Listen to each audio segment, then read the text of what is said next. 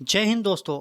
आप सभी का स्वागत है हमारे YouTube चैनल लक्ष्य तक पर। जी हाँ दोस्तों, आज का टॉपिक बहुत ही महत्वपूर्ण है। आपसे हाथ जोड़ के निवेदन करेंगे, आज की क्लास आप मिस मत करना। आपने इस क्लास पर क्लिक कर दिया तो आपको हाथ जोड़ के निवेदन करते हैं, आप इस क्लास को जरूर देख लिए, क्योंकि आपके सीटेट एग्जाम के लिए 15 नंबर इस टॉपिक से अकेले आता है। तो चलिए देखते हैं, हम टॉपिक आपको बता देते हैं। आज का हमारा टॉपिक होगा राष्ट्रीय पाठचर्या की रूपरेखा, जिसे आप NCF 2005 कहते हैं। और यह टॉपिक जो है पेपर 1 और पेपर 2 दोनों के लिए उपयोगी है, इसलिए हाथ जोड़ के निवेदन करेंगे, पूरी क्लास को आप लोग जरूर देखिएगा। आज के इस क्लास में हम आपको NCF 2005 के महत्वपूर्ण बिंदुओं पर डिस्कस करेंगे। उसके बाद इसी क्लास में हम आपको प्रैक्टिस सेट भी कराने वाले हैं। NCF 2005 से देखिए, महत्वपूर्ण बातों को हमने यहाँ पर पॉइंट कर दिया है। उसके बाद NCF 2005 5 सिद्धांतों पर काम करता है, उन सिद्धांतों को बता दिया है। उसके बाद देख लीजिए, इसी क्लास में हम आपको 10 नंबर की लगभग पक्का करा देंगे, जो परीक्षा में बार बार प्रश्न आने की उम्मीद होती है इस टॉपिक से, इसलिए हम इस टॉपिक को आपको प्रैक्टिस सेट के माध्यम से भी इसी क्लास में कराने वाले। देख लीजिए, आपने क्वेश्चन भी देख लिया, ऑनलाइनर भी देख लिया, तो पूरा निचोड़ आपको प्रस्तुत यहाँ पर कर दिया गया है कि NCF 2005 आज के बाद आपको पढ़ने की ज़रूरत नहीं होगी। तो चलिए क्लास को आगे बढ़ाते हैं। निवेदन बस इतना करेंगे, पूरी क्लास जरूर देखिएगा। चलिए अब यहाँ से स्टार्ट करते हैं NCF 2005 की प्रमुख बातें को। जी हाँ दोस्तों, अगर पहले पॉइंट की बात की जाए तो यहाँ पर कहा गया है, राष्ट्रीय पाठचर्या की रूपरेखा NCF 2005 का उद्धरण रविंद्रनाथ टैगोर के निबंध सभ्यता और प्रगति से हुआ है। अगर आपसे पूछ लिया जाए कि जो है NCF 2005 का जो उद्धरण है कहाँ से हुआ है, तो आपको बताना पड़ेगा कि NCF 2005 से हुआ है। ठीक है, चलिए। और माफी चाहते हैं, NCF 2005 का उद्धरण कहाँ से हुआ, तो रविंद्रनाथ टैगोर के निबंध सभ्यता और प्रगति से हुआ है। आगे बढ़ते हैं, आगे पॉइंट को देखते हैं क्या होगा अगला पॉइंट हमारा। चलिए, अब यहाँ पर हम आपको बताने वाले NCF 2005 जो है कितने सिद्धांतों पर आधारित है। अगर आपसे यह प्रश्न पूछा जाए तो हमारा उत्तर हो जाएगा 5 सिद्धांतों पर आधारित है। ठीक है दोस्तों, 5 सिद्धांतों पर आधारित है। अगर ये सिद्धांत आपको याद हो गए, समझ गए आप ना, तो यकीन मानिए आप पेपर में सारे प्रश्न को हल करके आ जाएंगे। चलिए आगे बढ़ते हैं, देखते हैं 5 सिद्धांतों को क्या क्या कहा गया है। पहला सिद्धांत है हमारा, ज्ञान को स्कूल के बाहरी जीवन से जोड़ना। जहाँ दोस्तों ज्ञान को स्कूल से बाहरी जीवन से जोड़ना पड़ेगा, क्योंकि बालक जो है सिर्फ विद्यालय में ही नहीं सीखता, वह ज्ञान जो है विद्यालय के बाहर भी अर्जित करता है। ठीक है दोस्तों, चलिए आगे बढ़ते हैं, अगला पॉइंट देखते हैं। दूसरा पॉइंट होगा हमारा, दूसरा पॉइंट होगा परीक्षा को अपेक्षाकृत अधिक लचीला बनाना और कक्षा की गतिविधि से जोड़ना। तो यह हमारा जो दूसरा पॉइंट है, यह भी बहुत ही इंपॉर्टेंट है, क्योंकि यहाँ पर बात किया गया है कि परीक्षा को अपेक्षाकृत अधिक लचीला बनाना। जी हाँ दोस्तों, लचीला इसलिए बनाने की बात की गई क्योंकि अगर आप बहुत कठिन बना देंगे तो बच्चा समझेगा कैसे। जब बच्चा समझेगा नहीं तो वह कैसे आपका उत्तर दे देगा, सोचिए, इसलिए लचीला बनाना पड़ेगा। तो अगले पॉइंट को हम देखेंगे। पांचों पॉइंट को आप लोग समझ लीजिए, क्योंकि पांचों पॉइंट से अभी अधिक से अधिक क्वेश्चन आपको दिखाएंगे किस प्रकार से बनते हैं। चलिए चौथा पॉइंट देखते हैं। चौथे पॉइंट इंपॉर्टेंट है आपके लिए। चलिए, चौथा पॉइंट होगा एक ऐसी अधिभावी पहचान का विकास जिसमें प्रजातांत्रिक राज्य व्यवस्था के अंतर्गत राष्ट्रीय चिंताएं समाहित हों। तो तीसरा पॉइंट यह हमारा हो जाएगा। और चौथे पॉइंट की बात करें तो यह सुनिश्चित करना कि पढ़ाई रटंत प्रणाली पर न आधारित हो, बल्कि समझ पर आधारित होनी चाहिए। तो ये जो पॉइंट आपको बता रहे हैं ना, इनसे अभी क्वेश्चन हम आपको दिखाएंगे, तो बने रहिएगा, पूरी क्लास को देखिएगा। उसके बाद आप खुद समझ जाएंगे कि इस प्रकार के प्रश्न आपके पेपर में आते हैं कि नहीं।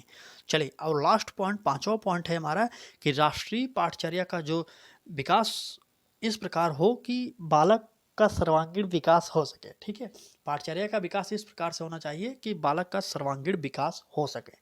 अब ये जो 5 पॉइंट ये और एक पॉइंट हमने ऊपर बताया, ये 5-6 पॉइंटों को आप याद कर लें। उसके बाद NCERT के जितने भी NCF 2005 के प्रश्न होंगे, आपको आसानी से उत्तर निकालना आ जाएगा। तो चलिए यहाँ से अब हम प्रैक्टिस सेट को स्टार्ट करते हैं। निवेदन पूरा यही हम करेंगे क्लास में कि हाथ जोड़ के निवेदन कर रहे हैं आपसे, एक बार मेरी बात मान लीजिए और पूरी क्लास को जरूर देखिए।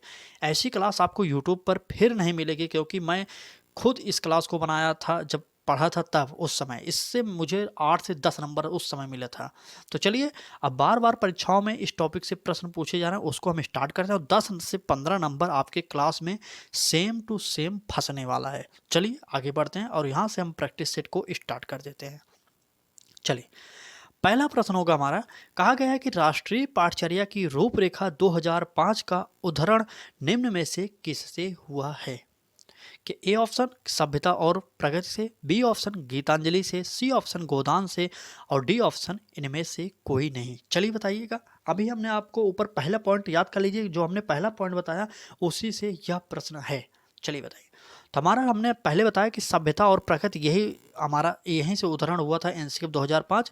इसके अगर निबंध के लेखक पूछा जाए तो रविंद्रनाथ टैगोर जी थे, आपको याद कर लेना चाहिए। ठीक है, तो हमारा ए ऑप्शन सही हो जाएगा। जितने लोग गीतांजलि को जानते हैं 1913 में, जी हाँ दोस्तों 1913 में इसी निबंध लेखक के लिए, मतलब यही रचना के जो गीतांजलि रचना थी उनके लिए 1913 में रविंद्रनाथ टैगोर को नोबेल प्राइज भी मिला था, आपको याद करना चाहिए। नोबेल प्राइज बात करें तो रविंद्रनाथ टैगोर को 1913 में मिला था और सभ्यता और प्रगति इनकी एक निबंध थी जिससे राष्ट्रीय पाठचर्या की रूपरेखा का उदाहरण हुआ। बात करें गोदान की, यहाँ पर एक हिंदी का भी थोड़ा याद कर लीजिए। गोदान मुंशी प्रेमचंद की एक बेहतरीन रचना थी। ठीक, चलिए आगे बढ़ते हैं, अगले प्रश्न को देखते हैं। पूरी क्लास को जरूर देखिएगा, सीटेट वाले। अब इस क्लास को अगर आप नहीं पढ़ें तो आपको पछताना बहुत पड़ेगा। चलिए देखते हैं, आगे बढ़ते हैं, अगले प्रश्न को देखते हैं। अगला प्रश्न हमारा कह रहा है कि राष्ट्रीय पाठचर्या की रूपरेखा के दिशा निर्देश के अंतर्गत आता है। अब देखिए, पांचों सिद्धांत मैंने जो बताया लास्ट में, वैसे सिद्धांत से पूरे प्रश्न फंसेंगे आपके पेपर में, याद कर लीजिएगा। देखिए, इस प्रश्न में भी कहा गया है कि राष्ट्रीय पाठचर्या की रूपरेखा के दिशा निर्देश के अंतर्गत आता है।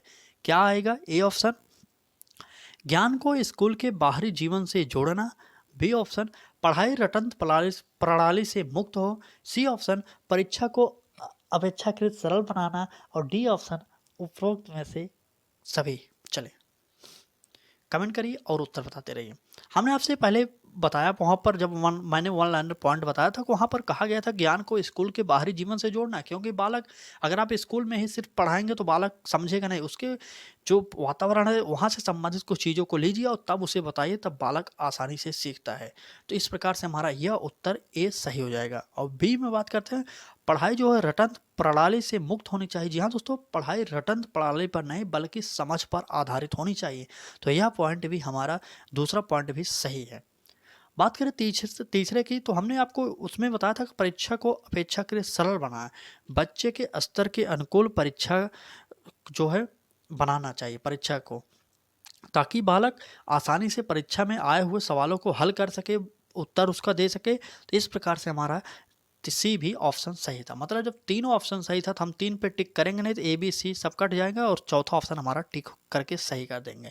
जी हाँ दोस्तों, इस प्रश्न का जो उत्तर होगा वह डी ऑप्शन हो जाएगा। ठीक है, चलिए आगे बढ़ते हैं। एनसीएफ 2005 आपके पेपर में 10 से 15 नंबर आपके पेपर में हर बार आता है, चाहे वह Hindi pedagogy, CDP pedagogy, math pedagogy, इनसे प्रश्न जरूर बनते हैं। चलिए, पेपर 1 और पेपर 2 दोनों के लिए है, आप कमेंट मत करिए, आप देख लीजिए। ऐसी प्रश्न आपको कहीं मिले होंगे तो बताना जरूर कमेंट करके। ठीक है, चलिए आगे बढ़ते हैं, अगले प्रश्न को देखते हैं। अगला प्रश्न होगा हमारा, राष्ट्रीय पाठचर्या की रूपरेखा 2005 के मार्गदर्शक सिद्धांत के विषय में सत्य कथन है। कौन सा सत्य कथन है 2005 के बारे में? चलिए बताइए। ए ऑप्शन पाठचर्या पाठ्य पुस्तक केंद्रित होनी चाहिए। मैंने आपसे पहले भी कहा था कि क्या पाठचर्या पाठ केंद्रित होनी चाहिए, तो जी नहीं दोस्तों, यहाँ पर गलत हो जाएगा। पाठचर्या जो है बालक के वातावरण से संबंधित होनी चाहिए, पाठ पर ही सिर्फ केंद्रित नहीं होनी चाहिए। इस प्रकार से ऑप्शन हमने काट दिया। बात करें बी ऑप्शन की, तो यहाँ पर कहा जा रहा है अधिगम प्रक्रिया के अंतर्गत न समझ आने वाली अवधारणाओं को रखना चाहिए। हम आपको बता रहे हैं किस प्रकार से आप आंसर पढ़ते चलिए और काटते चलिए। देखिए बी ऑप्शन में क्या कहा गया है कि कहा गया है अधिगम अवधारणाओं के अंतर्गत ना समझ आने वाली अवधारणाओं को रखना चाहिए। जी दोस्तों, यह भी कट जाएगा हमारा, क्योंकि यहाँ पर कहा गया है ना समझ आने वाली अवधारणाओं को जब रखेंगे। सोचिए, जब आप ना समझ आने वाली अवधारणाओं को रखेंगे तो बालक समझेगा कैसे? छोटे बच्चों को आपको पढ़ाना है, सोचिए आप ऐसी चीज़ों को बता रहे हैं, छोटे बच्चे उससे वाकिफ़ नहीं है तो वो समझेंगे कैसे? इस प्रकार से हमारा बी ऑप्शन भी कट जाएगा। बात करें सी ऑप्शन की, तो सी ऑप्शन में कहा गया है स्कूल में प्राप्त ज्ञान को बाहरी जीवन से जोड़ा जाना चाहिए। तो यह बिल्कुल सही हो सकता है। और डी ऑप्शन की पहले देखेंगे, उसके बाद हम ऑप्शन को टिक करेंगे। डी ऑप्शन में कहा गया ऐसी अधिभावी पहचान की अवहेलना करनी चाहिए जो राष्ट्रीय चिंताओं पर आधारित हो। तो यह हमारा कट जाएगा। हमारा जो ऑप्शन होगा वह सी हो जाएगा। हमने ऊपर ही 5 पॉइंटों में एक पॉइंट यह भी बताया कि स्कूल को में जो ज्ञान प्राप्त कराते हैं आप, उसे स्कूल के बाहर के जीवन से जोड़ना भी चाहिए। इस प्रकार से इस प्रश्न का जो उत्तर हुआ वह सी ऑप्शन सही हो जाएगा। चलिए दोस्तों, इस प्रश्न का उत्तर सी हो जाएगा, स्कूल में प्राप्त ज्ञान को बाहरी जीवन से जोड़ा जाना चाहिए। आगे बढ़ें। चलिए आगे बढ़ते हैं और अगले प्रश्न को देखते हैं। पूरी क्लास को देखिए जरूर आप लोग, क्योंकि आपके पेपर में इससे हर बार प्रश्न पूछा जा रहा है, इसलिए मैंने एनसीएफ 2005 का टॉपिक आपके लिए प्रस्तुत किया। अभी आरटीई एक्ट जो शिक्षा का अधिकार अधिनियम 2009 जिसे कहा जाता है, उससे भी बनने वाले प्रश्नों को हम एक क्लास कराएंगे। आप पूरी तैयारी हमारे चैनल पर फ्री में कर सकते हैं सीटेट की, तो जुड़ जाइए हमारे साथ, क्योंकि आपको हर एक टॉपिक प्रोवाइड किया जाएगा जिससे आपके पेपर में प्रश्न आने की संभावना हो। तो चलिए दोस्तों आगे बढ़ते हैं, अगले प्रश्न को लेते हैं। अगला प्रश्न होगा हमारा, राष्ट्रीय पाठचर्या की रूपरेखा 2005 के अनुसार एक क्या है? एक चले ए ऑप्शन ज्ञान के निर्माण की प्रक्रिया है, बी ऑप्शन ज्ञान अवरुद्ध करने की प्रक्रिया है, सी ऑप्शन सीखना व्यक्ति विकास को प्रभावित करती है, और डी ऑप्शन की बात करें तो उपरोक्त में से कोई नहीं। चलिए बताइए, जल्दी से कमेंट करिए, एनसीएफ 2005 के अनुसार सीखना क्या है? चले कमेंट करिए, देखते हैं आप लोग की तैयारी कैसी हो रही है। तो हम आपको बता दें कि उपरोक्त में से कोई नहीं, पहले काट देंगे। सीखना व्यक्ति को प्रभावित करती है, यह नहीं होगा। हमारा एनसीएफ 2005 के अनुसार हम कह सकते हैं कि ज्ञान के निर्माण की प्रक्रिया है। ठीक है, ए ऑप्शन इस प्रश्न का सही हो जाएगा। चलिए ए ऑप्शन सही हो जाएगा। आगे बढ़ते हैं, अगले प्रश्न को लेते हैं। और हमारा एक ही सिद्धांत रहता है कि आपको कम समय में अधिक से अधिक मैटर जो है, मतलब प्रश्नों की प्रैक्टिस सेट करा दी जाए। ठीक है दोस्तों, तो हमारा यह प्रयास कैसा लग रहा है आप लोगों को कमेंट करके ज़रूर बताते रहिए, क्योंकि आपके एक कमेंट से हमें इतना तो समझ में आ जाता है कि हमारा पढ़ाया आपको समझ में आ रहा है कि नहीं आ रहा है। चलिए आगे बढ़ते हैं और अगले प्रश्न को देखते हैं। अगला प्रश्न होगा हमारा, निम्नलिखित में से कौन सा उदाहरण बच्चों को पढ़ाई के दौरान सक्रिय रखता है? चलिए यहाँ पर कहा गया है कौन सा उदाहरण ऐसा है जो बच्चों को पढ़ाई के दौरान सक्रिय रखता है। तो ए ऑप्शन हो जाएगा हमारा अन्वेषण करना, बी ऑप्शन प्रश्न पूछना, सी ऑप्शन वाद विवाद करना, और डी ऑप्शन विचारों की रचना करना। चलिए बताइए, कमेंट करिए। पहला ऑप्शन है इसमें ए और सी, दूसरा ऑप्शन होगा बी और सी, तीसरा ऑप्शन होगा सी और डी, चौथा ऑप्शन होगा उपरोक्त सभी। चलिए बताइए, चलिए बताइए आप लोग, तो कमेंट करिए। तो बात करें अगर बच्चों को सक्रिय रखने के लिए, तो अन्वेषण करना, तो यह भी सही हो जाएगा। प्रश्न पूछना, प्रश्न उत्तर के द्वारा भी बालक को सक्रिय किया जा सकता है, और वाद विवाद के अंतर्गत तो बालक सक्रिय रहेगा ही, और विचारों की रचना करते समय तो बालक 100% सक्रिय रहेगा। तो इस प्रकार से हमारा उपरोक्त सभी जो है चौथा ऑप्शन सही हो जाएगा। इस प्रश्न का उत्तर जो होगा वह हो जाएगा चौथा ऑप्शन सही। चलिए चौथा ऑप्शन सही कर देंगे, उपरोक्त सभी। ठीक है, चले आगे बढ़ते हैं और अगले प्रश्न को देखते हैं। अगला प्रश्न होने वाला है हमारा बहुत ही महत्वपूर्ण प्रश्न है। देखिए प्रश्न होगा, एनसीएफ 2005 के अनुसार बाल केंद्रित शिक्षा शास्त्र में शिक्षा को किस प्रकार नियोजित करने की आवश्यकता है? कहा गया है एनसीएफ 2005 के अनुसार बाल केंद्रित शिक्षा शास्त्र में शिक्षा को किस प्रकार नियोजित करने की आवश्यकता है। ए ऑप्शन अभिरुचियों के अनुरूप, बी ऑप्शन आर्थिक स्तर के अनुरूप, और सी ऑप्शन सामाजिक स्तर के अनुरूप, और डी ऑप्शन शारीरिक स्तर के अनुरूप। चले बात करें एनसीएफ 2005 में, तो बाल केंद्रित शिक्षा शास्त्र में जो शिक्षा का उद्देश्य होना चाहिए वह होना चाहिए कि बालक के अभिरुचियों के अनुसार ही होने चाहिए। क्योंकि अगर देखिए आर्थिक स्तर के अनुरूप यह से कोई मतलब नहीं, सामाजिक उसकी सामाजिक पृष्ठभूमि कुछ भी हो, आपको पढ़ाना चाहिए और बालक को समझ में आना चाहिए, यही हमारा उद्देश्य होना चाहिए। और शारीरिकता के अनुसार कुछ नहीं होता। चलिए इस प्रश्न का उत्तर हम ए ऑप्शन टिक करेंगे, क्योंकि यहाँ पर अभिरुचियों के अनुरूप कहा गया है, तो इसलिए हम एनसीएफ 2005 के कथनों को याद करते हुए इस प्रश्न का उत्तर दे देंगे। क्योंकि एनसीएफ 2005 कहता है कि बालक की अभिरुचियों के अनुसार ही शिक्षा उपलब्ध करानी चाहिए। ठीक है, चले आगे बढ़ते हैं और अगले प्रश्न को लेते हैं। इससे पहले एक ही निवेदन करेंगे, अगर आप तक आप क्लास पर बने हैं तो आपको क्लास अच्छी लग रही है तो अपने मित्रों तक शेयर करिए और लाइक कर दीजिए इस क्लास को। बाकी सब्सक्राइब करिए या ना करिए, आपकी इच्छा। अगर आपको क्लास अच्छी लगे सब्सक्राइब भी कर सकते हैं। चलें अगले प्रश्न को देखते हैं। अगले प्रश्नों का हमारा, बच्चों के शारीरिक एवं मनोसामाजिक विकास के लिए निम्न में से क्या जरूरी है। कहा गया है कि बच्चों के शारीरिक एवं मनोसामाजिक विकास के लिए निम्न में से क्या जरूरी है। ए ऑप्शन योग, बी ऑप्शन औपचारिक खेल, सी ऑप्शन अनौपचारिक खेल और डी ऑप्शन उपरोक्त सभी। चलिए बताइए, बच्चों के शारीरिक एवं मनोसामाजिक विकास के लिए निम्न में से क्या जरूरी है, तो आप लोग कमेंट करके बताते रहिए। चलिए तो बात करें योग के लिए, तो योग भी जरूरी होता है। छोटे बच्चों के लिए योग जरूरी होता है क्योंकि उनके मानसिक विकास में योग का बहुत ही महत्वपूर्ण योगदान होता है। और योग दिवस मनाया जाता है 21 जून को, आप नोट कर सकते हैं ये भी। चलिए, और औपचारिक खेल, खेल के द्वारा बालक का शारीरिक विकास, सामाजिक विकास भी होता है और बौद्धिक विकास भी होता है। बालक कई कौशलों को सीखता है क्योंकि एक खेल में कई खेलों को खेलने वाले खिलाड़ी आते हैं, तो इस प्रकार से हम कह सकते हैं कि बालक कई कौशलों को भी सीखता है। और बात करें डी ऑप्शन में अनौपचारिक खेल, यह भी सही हो जाएगा। उपरोक्त सभी हमारे ऑप्शन चौथा सही हो जाएगा। ठीक है, चले चौथा ऑप्शन सही हो जाएगा। आगे बढ़ते हैं और अगले प्रश्न को लेते हैं। पूरी क्लास को आप लोगों को देखना होगा क्योंकि हम तो सिर्फ पढ़ा रहे हैं, हमारा अब काम है पढ़ाना और आपका काम है पढ़ना। अगर आप इस क्लास को मिस कर रहे हैं तो इसका मतलब आपको सीटेट परीक्षा से कोई मतलब नहीं है, इसलिए यह क्लास आप मिस कर दे रहे हैं।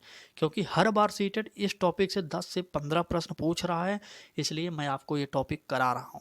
RTE एक्ट 2009 भी कराएंगे, इस क्लास के बाद जस्ट करा देंगे। ठीक है, तो बने रहिए, पूरी क्लास को देखते रहिए और क्लास कैसी लग रही है यह भी कमेंट करके बताते रहिए। चलिए, कहा जा रहा है एनसीएफ 2005 के अनुसार कक्षा में शिक्षक की भूमिका होनी चाहिए। ठीक है, एनसीएफ 2005 के अनुसार कक्षा में शिक्षक की जो भूमिका होनी चाहिए, कैसी होनी चाहिए। ए ऑप्शन एक उत्प्रेरक के रूप में, बी ऑप्शन की बात करें एक आदेशक के रूप में, सी ऑप्शन की बात करें एक नेता के रूप में और डी ऑप्शन की बात करें इनमें से कोई नहीं। चलिए बताइए, कमेंट करिए और उत्तर बताइए। इनमें से कोई नहीं, पहले हम काट देंगे क्योंकि तीनों ऑप्शनों में से एक सही होगा। शिक्षक की बात करिए, शिक्षक की भूमिका क्या एक नेता के रूप में होनी चाहिए, तो बिल्कुल नहीं। नेता अगर बनेगा शिक्षक तो पढ़ाएगा कैसे, बालक समझेंगे कैसे, बालक तो उससे डरेंगे अगर वो नेता बनेगा तो। ठीक है, एक आदेशक के रूप में जी नहीं दोस्तों, शिक्षक सिर्फ आदेशक के रूप में नहीं काम कर सकता, आदेश ही दे बालक को बार बार, यह भी गलत हो जाएगा हमारा। तो हमारा उत्तर जो हो जाएगा ए ऑप्शन सही हो जाएगा, एक उत्प्रेरक के रूप में, जिससे हम यह कह सकते हैं कि वो शिक्षक जो है बालक को उत्प्रेरित करता रहे बार बार पढ़ने के लिए, सीखने के लिए। ठीक है, तो इस प्रकार से हमारा इस प्रश्न का जो उत्तर होगा वह ए ऑप्शन सही हो जाएगा। चलिए, ए ऑप्शन सही हो जाएगा। क्लास थोड़ी सी बड़ी होने वाली है जिसके लिए आपको समय निकालना पड़ेगा क्योंकि आपको इतनी अच्छी टॉपिक और इतना अच्छा मैटर प्रोवाइड किया जा रहा है, तो थोड़ा सा समय लगेगा ही। लेकिन फिर भी हम कोशिश करेंगे कम समय में आपको क्लास समाप्त करके दिया जाए, क्योंकि आपको कम समय में अधिक से अधिक मैटर प्रोवाइड करने की बात करता है हमारा चैनल। ठीक है, चलिए आगे बढ़ते हैं, अगले प्रश्न को देखते हैं। अगला प्रश्न होगा, यह संपूर्ण जो है एनसीएफ 2005 का निचोड़ है। इससे पहले इतनी निचोड़ आपको किसी भी क्लास में नहीं देखने को मिलेगी। चलिए देखते हैं, अगले बढ़ते हैं। राष्ट्रीय पाठचर्या की रूपरेखा 2005 के अनुसार सत्य नहीं है। अब यहाँ पर देखिए, वो मैं जो 5 पॉइंट बताया था, उन 5 पॉइंटों को आपको याद होगा तो आप इसका उत्तर दे सकते हैं। तो चलिए देखते हैं, 2005 के अनुसार सत्य नहीं है। ए ऑप्शन सभी बच्चों में सीखने की क्षमता होती है, बी ऑप्शन सभी बच्चे स्वभाव से सीखने हेतु प्रेरित रहते हैं, सी ऑप्शन बच्चे व्यक्तिगत स्तर पर एक ही तरह से सीखते हैं और डी ऑप्शन स्कूल के भीतर व बाहर दोनों जगह सीखने की प्रक्रिया चलती रहती है। चलिए उत्तर बताइए। थोड़ा सा भी अगर आप ध्यान देंगे तो इस प्रश्न का उत्तर आसानी से निकाल सकते हैं। एनसीएफ 2005 बहुत ही सरल टॉपिक होता है, लेकिन आपको पढ़ाने के तरीका गलत होगा और पढ़ने का तरीका भी आपका थोड़ा गलत होगा, तभी आपको समझ में नहीं आता और तभी आपको एनसीएफ 2005 टफ लगता होगा। लेकिन आज की इस क्लास देखने के बाद आपको इतना तो तय हो जाएगा कि एनसीएफ 2005 में कुछ है नहीं, सिर्फ हमें समझना पड़ेगा। चलिए इस प्रश्न का उत्तर देखिए। यहाँ पर कहा गया है पहले ऑप्शन में सभी बच्चों में सीखने की क्षमता होती है, तो बिल्कुल सही है। यहाँ पर कोई भी बालक हो जब विद्यालय में आता है तो उसे के अंदर सीखने की क्षमता होती है, चाहे वह मंद बुद्धि हो चाहे तीव्र बुद्धि हो उसकी हो, लेकिन सीखने की क्षमता सभी बालकों में होती है। और बात करें बी ऑप्शन की, तो बी ऑप्शन में कहा गया है सभी बच्चे स्वभाव से सीखने हेतु प्रेरित होते हैं। तो बिल्कुल प्रेरित रहेंगे तभी तो बालक पढ़ने आते हैं, तभी तो सीखने आते हैं बालक कहीं पर। इस प्रकार से बी ऑप्शन भी सही हो जाएगा। और बात करें सी ऑप्शन में, तो यहाँ पर कहा गया है कि बच्चे व्यक्तिगत स्तर पर एक ही तरह से सीखते हैं। यह गलत बात कहा गया है यहाँ पर, इसलिए हमारा यह उत्तर सही हो जाएगा। क्यों गलत कहा गया? क्योंकि व्यक्तिगत विभिन्नता पाई जाती है सभी में, तो व्यक्तिगत विभिन्नता के कारण हम एक ही तरीके से नहीं सीख सकते। हमारे सीखने की क्षमता में भी अंतर हो सकता है, सीखने की गति में अंतर हो सकता है। इस प्रकार से हम कह सकते हैं यह शब्द निगेटिव था, इसलिए हमने टिक कर दिया। ठीक है, चलिए। और बात करें डी ऑप्शन में, तो सीखने जो डी ऑप्शन में कहा गया है कि स्कूल के भीतर व बाहर दोनों जगह सीखने की प्रक्रिया चलती है। तो हमने जो पॉइंट बताए थे ऊपर, पांचों पॉइंट, उसी में से यह एक पॉइंट था, इसलिए हमारा यह भी सही हो जाएगा। तो इस प्रश्न का उत्तर जो होगा सी ऑप्शन होगा, क्योंकि यही गलत था, तब हमारा उत्तर सी सही हो जाएगा। अगर आपने उन 5 पॉइंटों को नहीं नोट किया तो आपसे निवेदन करेंगे वीडियो को पीछे करिए क्लास को, और वहाँ पर जाइए 5-6 पॉइंट मैंने जो बताया आपको अपने कॉपी में लिख लेना है, क्योंकि एनसीएफ 2005 पूरा उसी 5-6 पॉइंटों पर निर्भर करता है। ठीक है, चले आगे बढ़ें। बताइए आगे बढ़ें, समझ में आ रहा है? क्लास की स्पीड तेज़ तो नहीं है ना, क्योंकि लक्ष्य इतना है कि आपको कम समय में अधिक से अधिक प्रोवाइड किया जाए। ठीक है, चलें आगे बढ़ते हैं। और हमारी क्लासेज जो हैं रोज़ाना दोपहर 1 बजे में होती हैं। आपको रोज़ाना देखना होगा, तभी आप अच्छा स्कोर कर सकते हैं। ठीक है, चलें आगे बढ़ते हैं और अगले प्रश्न को देखते हैं। अगला प्रश्न होगा हमारा, चलिए अगला प्रश्न है, राष्ट्रीय पाठचर्या की रूपरेखा 2005 के अनुसार भाषाई अल्पसंख्यक वाले वर्गों के बच्चों को शिक्षा किस भाषा में दी जानी चाहिए? चलिए बताइए। A option